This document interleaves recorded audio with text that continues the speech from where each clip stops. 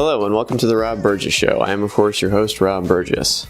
On this, our 125th episode, our returning guest is Bradley W. Hart. Bradley W. Hart is assistant professor at California State University, Fresno, and a former By Fellow of Churchill College, Cambridge, UK. His previous works include a co-edited volume entitled The Foundations of the British Conservative Party, Essays on Conservatism from Lord Salisbury to David Cameron, 2013, and George Pitt-Rivers and the Nazis, 2015. His new book, Hitler's American Friends, The Third Reich's Supporters in the United States, was published this month. And now onto the show. Hello, this is Bradley. Hey, this is Rob. Hey, Rob, how are you? Great, how are you? Doing very well. Excellent. Well, hey, thanks so much for taking the time out of your Saturday there in California to talk to me. That's awesome. Yeah, my pleasure. Thank you for having me on the show. Oh, no problem. Well, just go ahead and introduce yourself for people who don't know who you are. Well, I'm Bradley Hart. I am a assistant professor at California State University, Fresno, and the author of Hitler's American Friends. Yes, and I'm reading your book now. I have to say, it took a lot to get me excited about reading this book, only because, I love history. It was always my favorite subject in school. Any other time in my life, I would have seen this book and I would have devoured it in a week and it would have been no problem. I put this off, honestly, and only because, when I first started studying history, it always seemed very far away, like not related to my life, so I could think about it more in an abstract way. This is very real to me in Trump's America. So, I mean, you talk about this in the book, but go ahead and talk about the correlations you found between then and now. Well, I think what's very interesting about writing this book is that I started on this project in 2014. So, in some senses, sort of the real world caught up to the research in that sense. And I think what's really disturbing about this book is that it shows, and I sort of wrote it in this direction, that we are very susceptible to this kind of extremism, that we are very susceptible to hatred in this country, that there are deep-seated aspects of hatred in the United States that foreign powers, hostile foreign powers, can take advantage of. And so it was a really interesting process to research this, because as you say, this became more and more relevant as sort of the research and the writing process went on. So, I think there are some disturbing undertones there, but I think also this is actually a hopeful story. I think that when you get to the end of the book, the United States gets through this troubling period, and it gets through it, and of course wins the Second World War and leads to the greatest prosperity in American history, and also, of course, then the Nazis are defeated. And so I think there's something that we can take heart in that. Mm-hmm. Right. And, I think there is a certain strain. There's always that 20-30% of America that is susceptible to this way of thinking. And I just think there's certain times in history where that way of thinking is given more voice than it usually is, and they get overly excited when that happens in a certain way, I think. Yeah. One thing I actually sort of toyed with in writing the book, and I maybe we'll still do this, but there's what I sort of call the rule of 30%, which is that 30%, as you say, of Americans will always believe in anything. And if you look at polling, actually, this is remarkably consistent, that any sort of weird idea can get roughly 30% support, right? If you look at people that believe we didn't land on the moon, and things like that, that's where those polling numbers usually land. So yeah, there is this sort of weird third of the country, I guess, and then we shouldn't suggest that there's necessarily the same third of the country that believes all this stuff. But yeah, there is about a third of people that will believe almost anything. Anyway. Definitely. Well, I mean, the word friends, implies a little bit more than I think some of these people were given from their fatherland. We're talking about the Bund, for example. I felt like was, I like your description of their meeting during the Olympic Games. It's like you said, yeah, keep up the good work. Yeah, that's nice. Right. It's so pathetic to me. It's like they're like worshiping this guy, and he's like, yeah, okay, have a good day. Well, pretty much. I mean, and that's what's so interesting is that Hitler sort of gives these groups very little attention, right? Because he sees them. He doesn't really believe it doesn't really think the U.S. is very important to begin with, beyond a military power, right? He does not want the U.S. in the war, but he really doesn't care about any of these organizations. And as you say, there's this awkward meeting where they take a very sort of grainy photo with Fritz Kuhn sort of shaking hands with Hitler, and this is during the 1936 Olympics, so this is obviously a sort of big moment for the Nazis, and they just really don't care about any of these organizations. But they do care about keeping the U.S. out of the war, and that's what makes these groups so dangerous, is that, as I point out in the book, when you get to 1939, 1940, these groups begin amalgamating, and that's when you get people like Charles Lindbergh who become extremely dangerous figures on the national stage. Yeah, let us not forget America First started with Charles Lindbergh and his whole thing, right? Well, it doesn't start with Charles Lindbergh. It starts with some students at Yale Law School, actually. If you want to look at the elite American corporate interest, that's really where it starts. And, of course, it's actually headquartered in the national headquarters of Quaker Oats. Oh, wow. So there's a deep connection there between corporate America and America First. But Lindbergh does become the most prominent and famous proponent of this. And one thing that maybe doesn't even come across in the book necessarily, but something I'm sort of looking into at the moment, is that America First is not just foreign policy, right? This is a movement that really has an entirely different vision of America and America's role in the world that extends beyond involvement in the war or lack thereof. But America First is about Americans asserting that they do not want to be involved, really, in any way. And that involves things like trade. It involves things like foreign aid. It's an inward sort of looking or inward sort of seeking vision of America. And I think that's something that we forget today, is that this was not just a movement involving opposing the war in Europe, but it's a movement that opposes the New Deal, opposes Franklin Roosevelt, and opposes really America taking any expansive role in the world. And so that, I think, is something that's really important. Yeah, I mean, I've heard that described as America First is basically America alone. And that's, that leads to, you're beefing with Canada now, I guess, for some reason, so.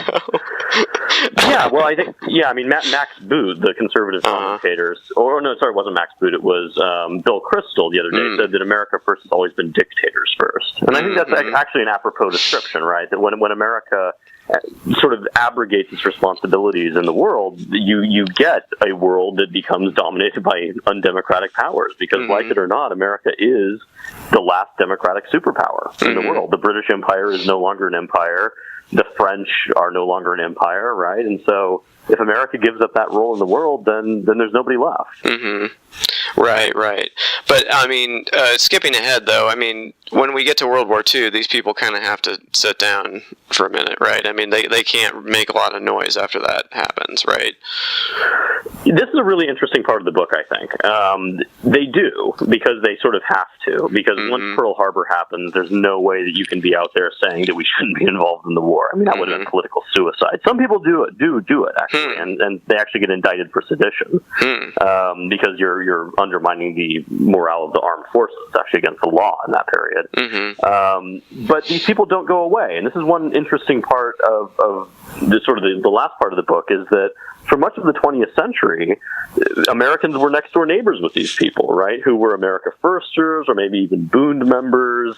I talked about a group called the Silver Legion, which is really radical. I mean, these people are arming for racial warfare. Those folks do not go away. I mean, it's not like they suddenly all disappear in 1941. They are around for ages. They could still be around, right? It's very possible there are still German-American Bund members alive today. I know. That's what I was thinking about that when I was reading it. I was like, there's very likely people that attended these things that I'm reading about. This is not ancient history. It's not. I would actually, I mean, if any of your listeners out there know anyone who was a part of America First who wants to talk about it, I'd love to talk to them, because this is a fascinating part of history, I think. One of the more dangerous things about the German-American Bund was that it involved children. And there were kids who were sent to these sort of Nazi-themed summer camps, and those people could well still be alive. I mean, again, old, but they would have been like 7, 8 years old at the time, and may well remember this kind of stuff. So yeah, I did a lot of research into oral histories and trying to identify any individuals or sort of accounts of this stuff, and I could find very little. So very clearly after the war, there is this effort to sort of erase the past, but this is the reality is there could still be people around that were involved in this stuff. And one interesting question, and one thing I'm thinking about a lot at the moment, sort of eyeing a next project, is how much of a continuity is there between the events in Charlottesville in 2017 and what happens in America in 1940, 1941. That's only maybe one or two generations disconnected, but did this stuff sort of percolate within families? Was there an undercurrent of it? There has to be a continuity there somehow. Oh, definitely. Well, I mean, I was just thinking about this the other day, though, but it's really like the people that remember... it's like the people that remember atomic weapons and fascism and internment camps and people don't have vaccines for things, and you know what I mean, like all these things that like people knew, and all those people are kind of dying off, and we forget how terrible it was, and so we kind of let maybe fascism, I don't know, and then like it creeps in, and then everything else, it's like people who were firsthand for this stuff are kind of dying out, and we don't remember how terrible it was before abortion was illegal, to bring it to another thing, but you know what I mean, like people don't remember.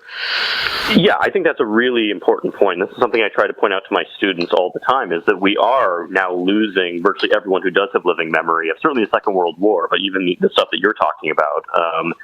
Being out in California, I'm in Fresno, which was a very heavily Japanese area prior to World War II, and a huge number of people were interned here. And actually, we are only now in the past, I would say, decade or so, coming to terms with the legacy of that internment, because people lost their farms, they lost their livelihood, right?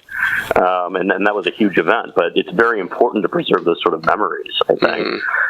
But I think this also plays into what we're seeing in Europe, where we're seeing the rise of really dangerous groups, right? I mean, we're seeing the rise of the far right in Germany, which you never really want to see. But also areas like France. I'm not a historian, doctor, but I think that's a bad thing. Well, it is a bad thing. And, that's a horrible thing. Well, you're seeing people actually evoking Nazi rhetoric and Nazi symbolism openly so upsetting. for the first time since World War II. But you're seeing this in France as well. You're also seeing it very disturbingly in Britain. And this is something that we underestimate, but Britain actually had a very active fascist movement in this period, headed by a guy named Oswald Mosley. And that's sort of how I got into this initially. I was working on the British fascist stuff and realized that there was an American story here as well. But yeah, this stuff is on the rise. And I think a large part of that is because we're losing that generation of people, and younger people are looking at this and saying, well, maybe, immigration is an issue. Maybe these guys aren't entirely wrong. And it's sort of like a gateway drug, right? Once you start listening to this type of rhetoric and thinking, well, maybe these guys aren't entirely wrong, then you're more willing to listen to the rest of it. And that's what's dangerous. Right. And I think that's one of the dangerous things about American exceptionalism, is that we don't think this kind of thing can happen here, and it totally can. It can happen anywhere, and we should be very cognizant of that, because it has happened in other democratic societies we've seen. So. Well, exactly. And one thing to remember is that every fascist government actually comes out of a democratic society, right? I mean, no fascist actually takes power purely by force. For sure. Right? I mean, the only sort of exception would be Francisco Franco in Spain, who overthrows the state. But, the Weimar Republic is a democracy. It's a weak one, but it collapses.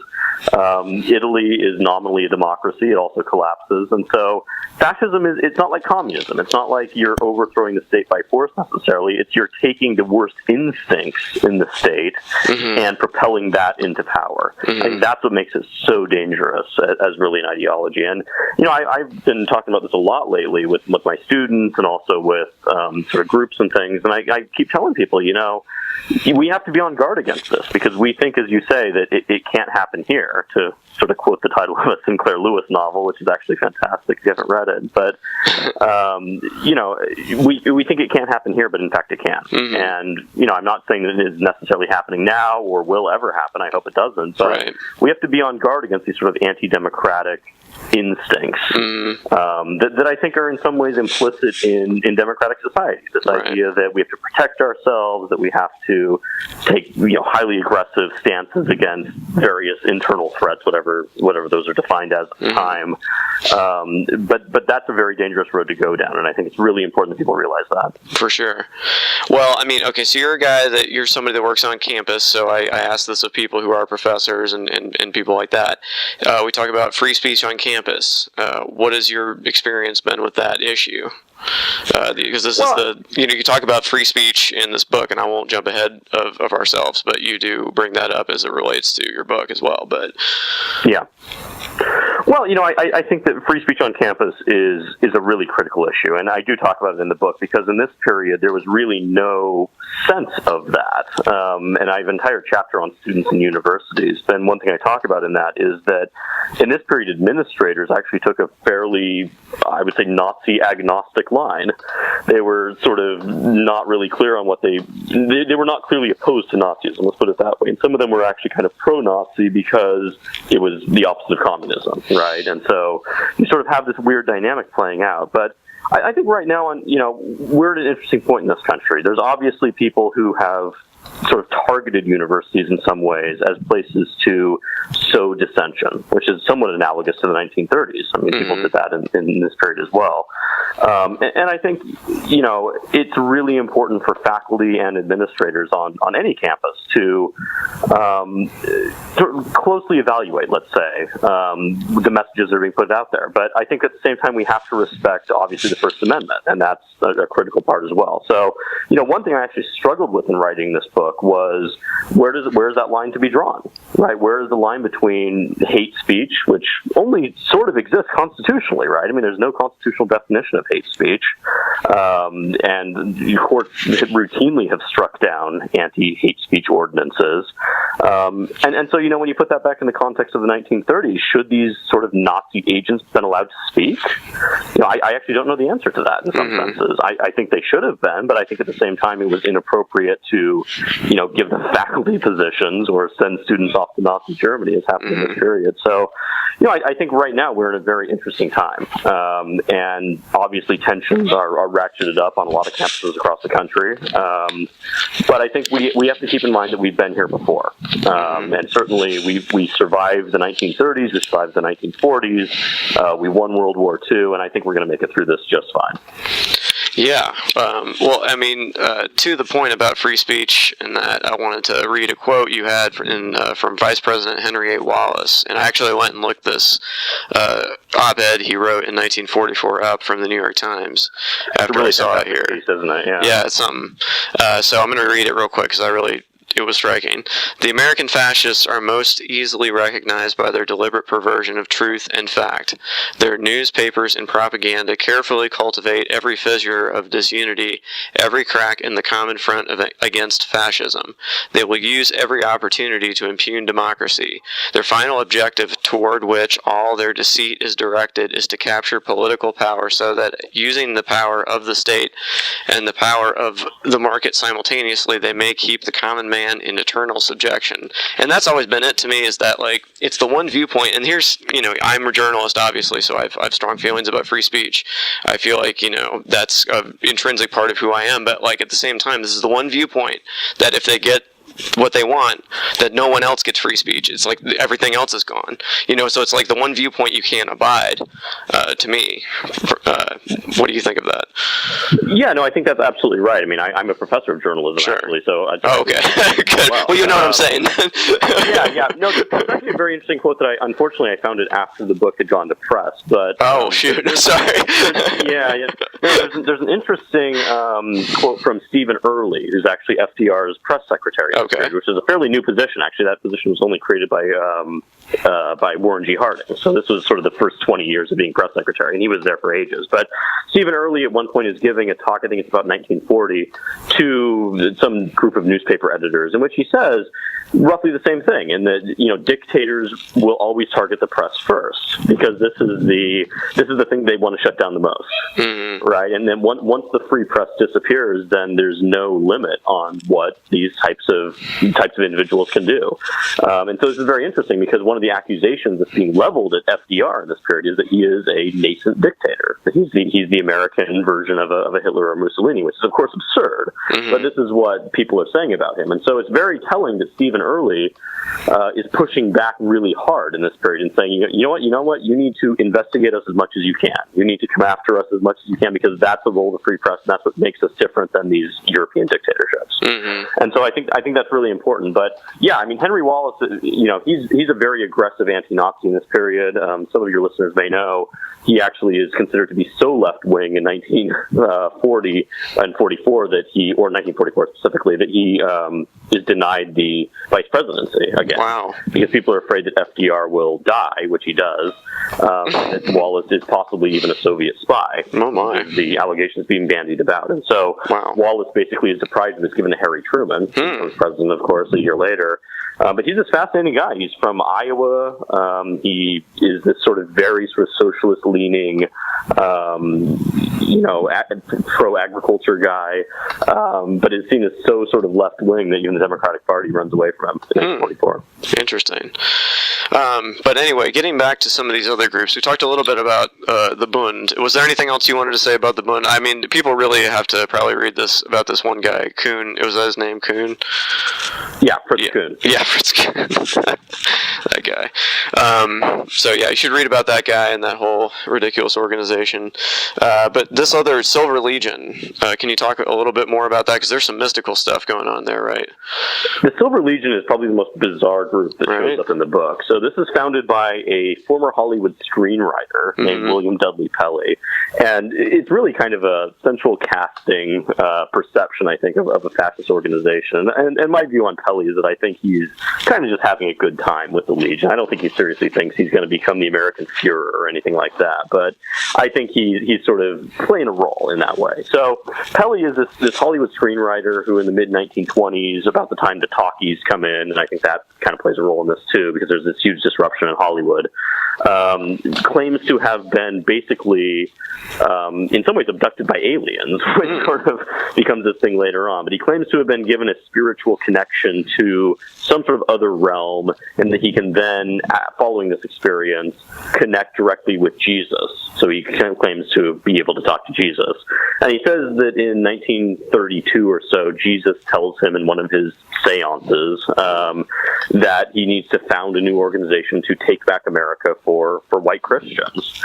And so he found when Hitler comes to power in 1933, this supposedly triggers a series of events that Jesus has told Pelley about. Of course, this is retrospective prophecy, so he sort of knows what's going to happen in advance. And then he found this group called the Silver Legion. And the Silver Legion is primarily middle-aged white men. Actually, a lot of medical professionals get involved with it for reasons that we can only speculate about. But it's primarily based around the Seattle area, and it is a bunch of guys who are basically preparing for racial warfare. So they start arming themselves, stockpiling weapons, in the belief that they will have to defend themselves against sort of communist, Jewish, non-white aggression. And this becomes a pretty big movement, actually. I mean, again, it's based primarily in Washington State, even though Pelley is from North Carolina. But it has a nationwide following, and we have tens of thousands of members who are involved with this stuff. They have very distinctive uniforms, sort of white or silver shirts with a red L on their heart, so supposedly symbolizing their loyalty. But I think, again, this is sort of the central casting perception of what a fascist group should look like. So these guys go marching around, and they carry guns in the streets and sort of loudly defy the local authorities and say, like, well, come and take them, type sort of Clint Eastwood stuff. But nothing really happens from this. Eventually, Pelley is exposed as a fraudster. So he ends up going to jail for defrauding people who've given money to one of his business ventures. But it's really an indication, I think, of how dangerous this period is. I mean, if a lot of people thought that Pelley was just a madman. In fact, Fritz Kuhn, who you mentioned a moment ago, the leader in the German-American Bund, says that he will not do business with Pelley because Pelley is even more is too nuts even for him, right? And he's afraid that Pelley will take over the German-American Bund if he does anything. So Pelley is seen largely as a madman, but the fact that this guy who's widely sort of mocked, I think, can attract a following of tens of thousands of people who are willing to stockpile ammunition in their homes and wear these silly uniforms and go beat up people on the streets of cities like Seattle is really scary. I think it's just really an indicator of how fraught this period was in American history. And again, that's part of history that we've just totally forgotten about, number one, and number two, we just don't really even want to deal with in some ways. Well, another thing that you're talking about having descendants to right now, the religious right, your chapter about that, you talk about Father Charles Coughlin. Yeah. I mean, talk about who he was, because, I mean, he was basically he was the Billy Graham of his day, I guess you could say. That's an interesting analogy, yeah. Maybe not the Billy Graham. I think he's a mixture of sort of a Rush Limbaugh, a Glenn Beck, and I'm not sure what else, but I mean, he's the most. So to make a long story short, he's the most successful. Well, I was going for a religious angle there, but I don't know a lot of contemporary religious broadcasters. But he's the most successful radio host probably ever. We don't have accurate ratings numbers for his audience in this period, but we think it's somewhere around 28 million people on a weekly basis, which would make him larger than Rush Limbaugh at the height of Rush Limbaugh's popularity in the 90s. So this is probably the most successful radio host of all time, possibly even on a worldwide basis. So some historians think he had a larger audience even than Hitler, in a period in which all of German radio was obviously carrying Hitler's stuff. So Coughlin is really interesting because he's a Catholic priest, which makes him sort of an outsider in a lot of ways, because this is a period in which there's a lot of anti-Catholic prejudice. And he starts out as a supporter of Roosevelt in 1932. He starts out he keeps telling people that Hoover needs to be defeated because he's not taking the Great Depression seriously. All this sort of, what seemed at the time as sort of left-wing stuff. And when Roosevelt wins the election in 32, Coughlin assumes that he's going to have some sort of role in the administration. He's going to be appointed as at least an informal advisor to the president. And he doesn't. Basically, the Roosevelt administration stiffs him. And so at this point, it's sort of unclear why he makes this shift, but he turns really radically against Roosevelt and starts claiming that Roosevelt himself is not doing enough to stop the Great Depression, to alleviate unemployment. And so he basically borrows the Nazis' economic playbook and starts advocating huge amounts of investment in infrastructure, huge amounts of industrial investment, even nationalization of some industries. So again, this is not necessarily on the right. This is just radicalism generally. But by the late 1930s, it's very clear that Coughlin is basically in sympathy with the Third Reich, and so he goes very heavily anti-Semitic and starts claiming that the only reason the Great Depression is continuing is because of Jewish bankers. And he starts naming these Jewish bankers, and sort of goes down the anti-Semitic rabbit hole in that way. And what's very interesting is that, as I point out in the book, the Nazis are very, very aware of what Coughlin is doing, and they think that he's one of their greatest assets in the United States. And for that reason, they do not openly or even covertly back him, because they're afraid that if they funnel this guy money, that could be exposed and potentially discredit him. But interestingly, I mean, there's one account that I quote where there's an American student sort of in Nazi Germany in 1938. Again, bizarre to imagine this, but it's true. Who's sort of in a beer hall, and this is actually right around the time the previous pope had died. And this sort of German beer drinker says, I think Father Coughlin would make a great pope because he's in line with Nazism.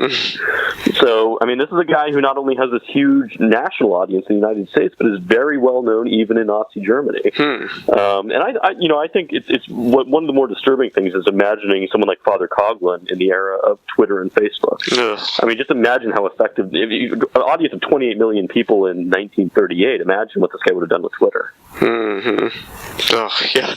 Imagine if Twitter had existed so many times in history. It's something to think about. But yeah, for sure. Wow.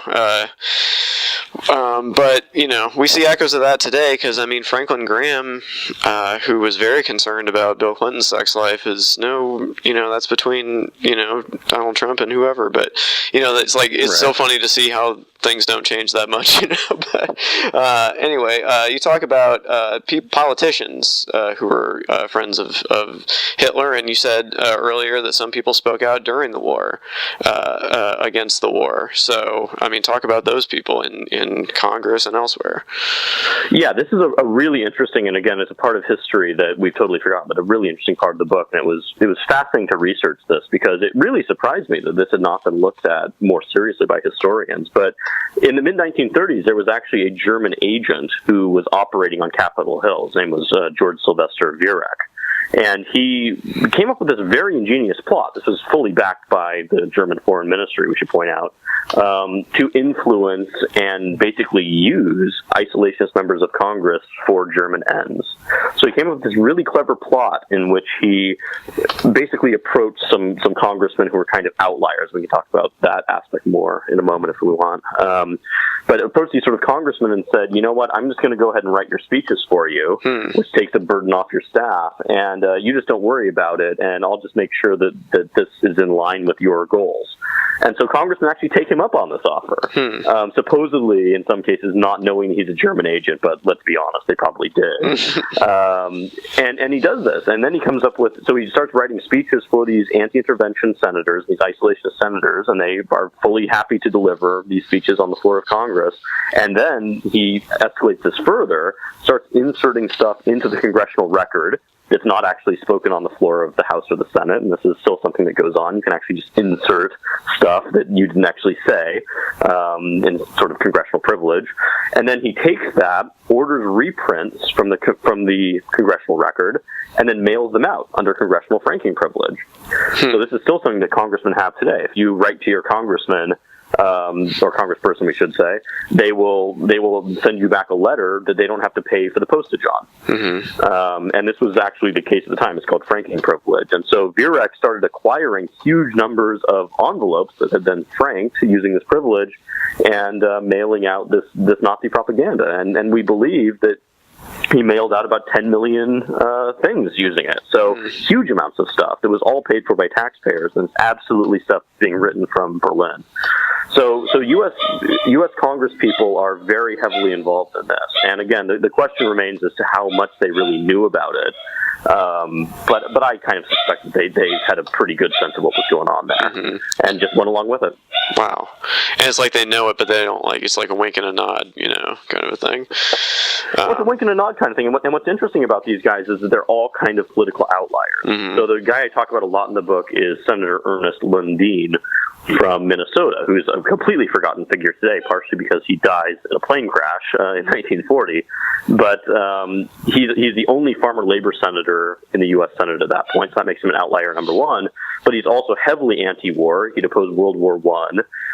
There's rumors that he's actually a Nazi sympathizer, which I think are kind of founded, given what he does. But he sort of openly engages with Virek and is sort of the first target that Virek successfully goes after, partially because Lundin is personally bankrupt.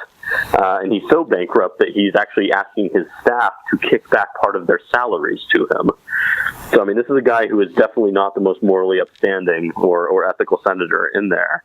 And so Virek is very clever. He targets these people who are either Democrats who are disaffected from Roosevelt, so that makes them outliers, or people like Lundin who really don't have a political apparatus around them anyway, and they're just kind of like personally weird. And so he's extremely smart in what he does. And I think this actually has some analogs for the present day that we need to really be aware of certainly our elected officials and sort of the company they keep in that sense. And you talk about the FARA. I mean, we should probably explain what that is, right? Yeah, I mean, so this is actually very, if we looked at the news yesterday, FARA was again in the news. This is the Foreign Agents Registration Act. This was passed by Congress in 1938 to address this exact issue. So by the late 1930s, Virek, among other people, that actually kind of was geared to combat Virek himself, are operating on Capitol Hill and in other venues, putting forth foreign propaganda. They're just openly operating as propagandists for foreign governments, and there was no requirement to reveal those activities. So if you were a Virek, you could write articles in newspapers, you could write op-eds, you could even edit your own newspaper, which Virek does, and it could be just utterly German propaganda. And there was no requirement to reveal where that money was coming from. In Virek's case, it was actually coming straight from the German embassy. So really, there was no legal mechanism to shut these people down. So Congress passes FARA in 1938 to try to combat foreign influence, and Virek himself ends up going to prison because he's violated FARA. So FARA requires you to reveal the source of your money if you're operating as an agent on behalf of a foreign government. And so Virek doesn't do that. He sort of partially does it, but violates the spirit of FARA. And there's a whole legal fight that I talk about in the book that I'm not going to get into here, but it gets overturned by the Supreme Court at one point, and all kinds of crazy stuff happens. But so Virek is shut down by this, but FARA, interestingly, is still the law today, and this is actually what Paul Manafort was indicted under. General Michael Flynn, Donald Trump's national security advisor, was indicted under this, and yesterday, actually, there was the indictment of a Russian woman who allegedly was running one of these sort of troll farms from St. Petersburg. And I read through the 38-page indictment. One of the relevant statutes there is FARA. So this is very much relevant law today. And I think for a long time, FARA was very rarely used. The government focused more on espionage, indictments, and things of that sort. But I think we're going to see more and more of this.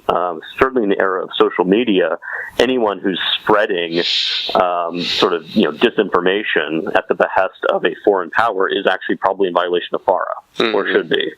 And I think we're going to see a big push after the upcoming election to reform or expand the scope of FARA, because it really is an incredibly powerful tool. It just hasn't been used.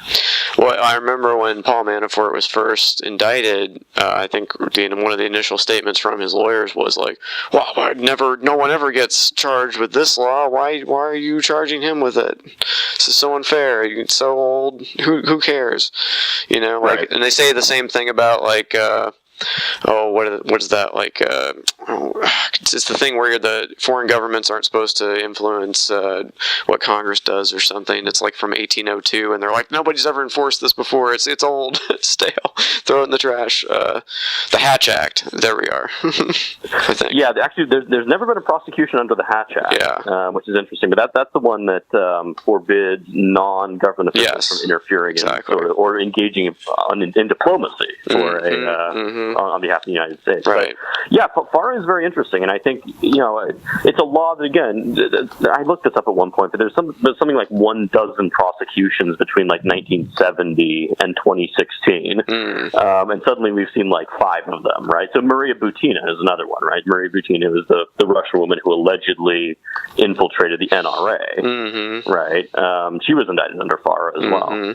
So this is a really powerful tool, and I think it's very interesting to see the government using this again, but in some ways, this is exactly what FARA was designed to do. It was designed so the American people should know who is giving them information, right? And in the era of social media, this is probably more important than ever before, and I think we're really going to see a push to increase FARA's scope, and potentially more FARA prosecutions in the near future. Well, and like you said, I mean, with technology being the way it is, there's more and more opportunities to be in violation of FARA than there ever were before. So. Well, there are, and I think there's an interesting question here for companies like Facebook and Google, right? So imagine if there were an increased version of FARA that actually required everyone to reveal their activities, right? So if you're operating as a foreign agent, you actually have to reveal that on things like Facebook. What would the impact of that be on their business model? Because who knows? When you go on Facebook, where do you really know where the stuff is originating from? Of course not. But an expanded version of FARA, I think, would give us that ability. And I think that's an interesting aspect of this. Perhaps that's a direction the government should pursue, where if you click on a link on Facebook, it actually shows you where that's come from, where that information has originated from. Right. Well, I mean, I've heard people say that World War III is an information war, and I think that's becoming pretty evident in certain ways. So I think that's something that wasn't really a concern back then, but is becoming more of a concern now, I guess. So.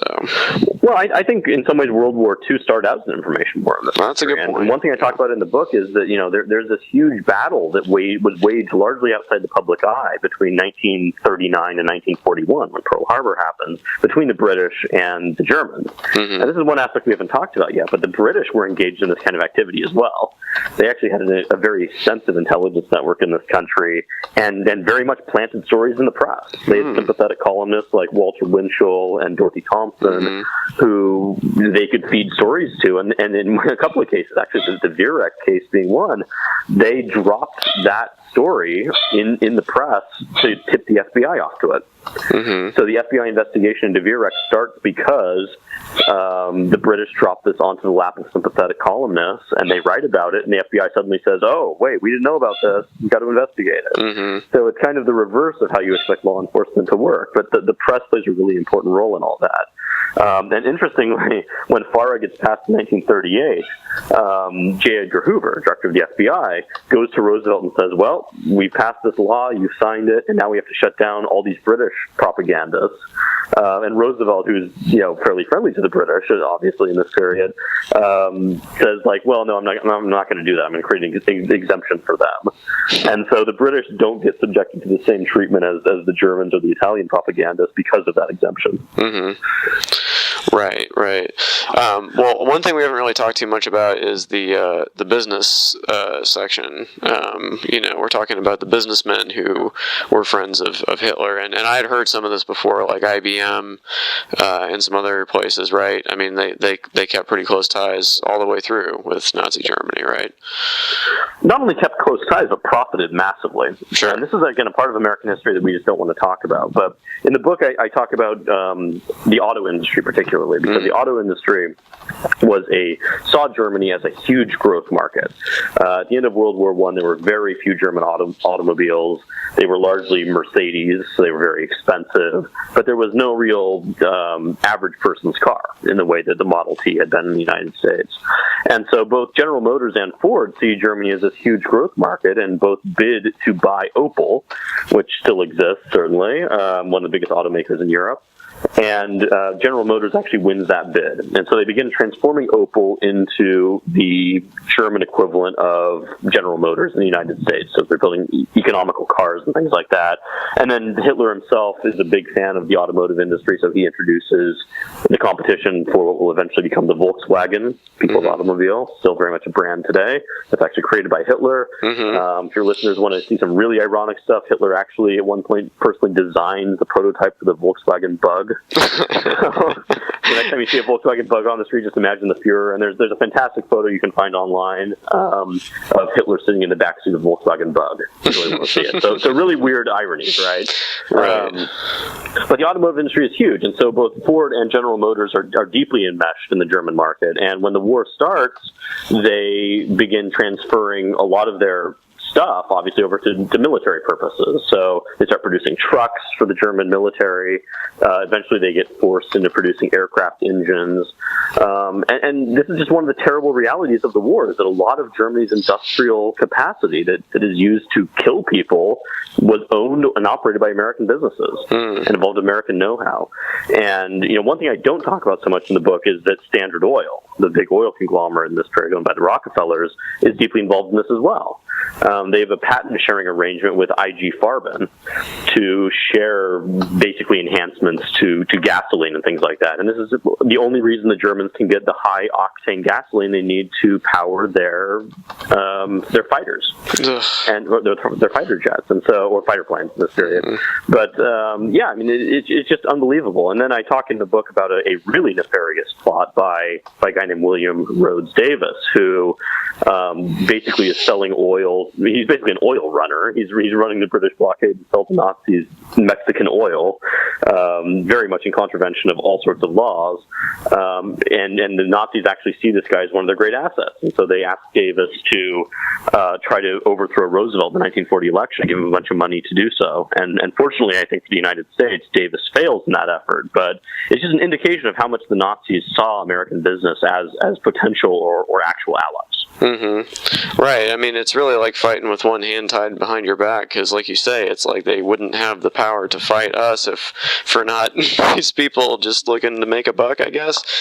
It's so frustrating. Yeah, I think that's what it is. I mean, I think it's, the businessmen who show up in the book, some of them are, William Rhodes Davis is a really questionable guy, right? But I'm not sure that many of them are actually Nazis to any extent. I think they're just sort of morally bankrupt. Right. I mean, I think, and one thing I put out in the book is just put yourself in these guys' position. If you are a vice president at General Motors in 1938, are you really going to advocate walking away from millions of dollars of investments?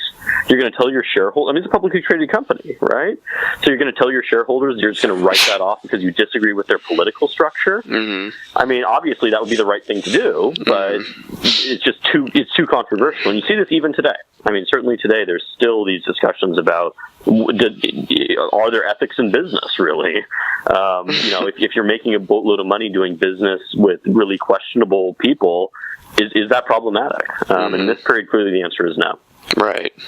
Well, talk about another unenforced part of American law. The emoluments clause is sure getting to work out lately. But well, indeed, yeah, and that's actually an aspect of this too. Yeah. That certainly, I mean, Roosevelt's not taking any money from the Germans, but a lot of people are. Mm-hmm. There's a lot of people who are profiting very heavily off of sort of German efforts in this period. Oh, absolutely, and we haven't really talked about Henry Ford, but of course, one of the great anti-Semites of his day. Well, and this, again, a part of history that people have totally forgotten about. But yeah, Henry Ford is deeply anti-Semitic, and loves Hitler. I mean, certainly we know that Hitler loves him back too. I mean, one of the things I quote in the book is that the only American that Hitler really has any respect for is who he calls Heinrich Ford, who he sees as a fellow fascist. And part of it, which is quite interesting, is that I think fascism and certainly Hitler himself have this sort of fascination with industrial capacity, right? And so this idea that Henry Ford has revolutionized the auto industry, he's built all these automobiles, the Nazis love this, right? I mean, this is the Nazi vision of the future, is that everything's going to be automated, everything's going to be huge industrial outputs, you have a huge war machine, and people like Henry Ford are just absolutely part of that vision. Mm-hmm. I mean, what's more fascist than an assembly line, if you think about it? No, very, very much so. And they see this as admirable, right? I mean, right. That's what an assembly line is in this period. It's people who are doing a repetitive task over and over to generate huge amounts of stuff, and it's people who all look the same, are dressed the same, right? Have very regimented. It's very fascist, absolutely. Right. For sure. Well, I mean, that's most of the things I had to ask you about the book. Is there anything I didn't ask you about that you want to make sure people know? I mean, we talked about a lot. Well, we have, and I think one interesting aspect of this is the role of political parties. And I think it's very important. One of the things I talk about in the religious right chapter is a guy named Gerald B. Winrod, who's this very radical. If you want to talk about a sort of Billy Graham figure, he's actually more of a Billy Graham in some ways than Coughlin is, but certainly much more massively anti-Semitic. We should draw the distinction there, which Billy Graham really never was. But Winrod is this radical Protestant preacher. He's based out of Kansas, and he gets a pretty sizable nationwide following. He's sort of an imitator of Coughlin. In 1938, he runs for the U.S. Senate in Kansas. And this is a election in which everyone sort of knows Republicans are going to win this seat. And one interesting bit of trivia is that the person that the person that loses the election, the Democrat incumbent, is actually the last Democrat to ever represent Kansas in the U.S. Senate to the present day. So 1938 is this transition period. Wow. Yeah, incredible to think about. But so Winrod is running for this nomination. Everyone knows the Republican is going to win this seat, and he's a front runner. And this goes on until like a month or two before the election, when the National Republican Party steps in and convinces, he's a former governor, to actually run and defeat Winrod. But if that had not happened, you would have had a guy who had taken money from Nazi Germany, had traveled to Nazi Germany, openly praised Hitler in the press. He would have been the U.S. Senate in 1939. And so I think that's a really important lesson, is that the role of political parties in policing themselves is essential to democracy. And that Winrod instance has really, stuck in my mind as I sort of started researching it, because I think this is a really important lesson for today. The political parties, and especially in the era of primaries and primary elections, which didn't really exist back then, this is essential for voters to keep in mind. Is the person I'm voting for actually good for this country? Not just somebody I agree with, not just somebody who shares my values or whatever, but is this actually a person I want in the U.S. Senate or in the United States Congress, right? And I think at our current moment in history, this is more essential now than it's probably ever been since the 1930s. Right. Well, I mean, you're going to look at who's going to run for president going forward, and it's going to be like no people we've ever seen before being taken seriously. Well, Kanye 2020, right? Don't make me cry. Wow. One question I always ask people before we go is, what music have you been listening to lately? I am, and anyone who knows me will tell you that I am a huge old school music fan. So I've listened to a lot of Billie Holiday lately. Wow, that is old school. I love Lady Billie. But I understand Eminem's new album is pretty good. I haven't listened to it yet. Yeah, I've heard the same thing. Yeah, I've of course, I'm 35, and that hits right in my sweet spot chronologically. So I definitely was a white kid in the Midwest, like listening to Eminem. I'm not going to say I wasn't, but I have lost track with Eminem a bit over the years, but I did appreciate the his freestyle about Trump and his later, I think that, knowing the people that I grew up with, that was a very strong statement for him, because I think a lot of Trump fans are probably in his audience, because a lot of people from where I grew up who don't exactly think like I do, definitely probably hit them pretty hard, I would say. So yeah, I did probably a different discussion here, but I think Eminem is one of those interesting cultural figures at the moment for exactly the reasons you're putting out there. Mm-hmm. But I think if the Democrats have any hope of retaking, the White House or other forms of national government, they've got to win back that Eminem demographic. I mean, these are literally the people that elected Donald Trump, right? Yeah. This is why he won Michigan. This is why he won the sort of upper Midwestern states. But I think Eminem is maybe our most important cultural figure right now. Absolutely. Well, that's a great point. Yeah, well, that sounds like another hour of discussion, but I'd love to do it. Great. Well, we'll do it for next time. But in the meantime, I definitely think people should read this book. I am going to finish it. It's super interesting. Thank you for coming on. You're welcome back anytime. I hope you have a good rest of your Saturday as well. Thank you. You as well. It's been a pleasure. Let's do it again soon. For sure. Talk to you later, man. All right. Have a good one. Bye-bye.